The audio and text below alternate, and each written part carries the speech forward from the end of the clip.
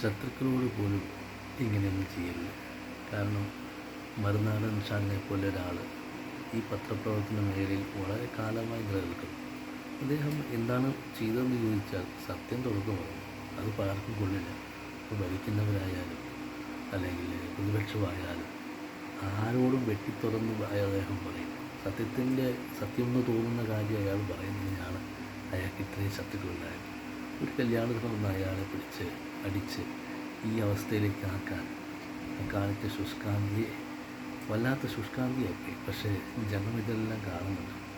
വിവരമുള്ള ജനം ഇതെല്ലാം വോട്ടായി നിങ്ങൾക്ക് തിരിച്ചു തരും. ഒരു മറുനാടൻ ഷാജിനെ നിങ്ങൾ ഇതേപോലെ ആക്കിയെങ്കിൽ 1000 മറുനാടൻ ഷാജന്മാർ ഉയർന്നു വരും.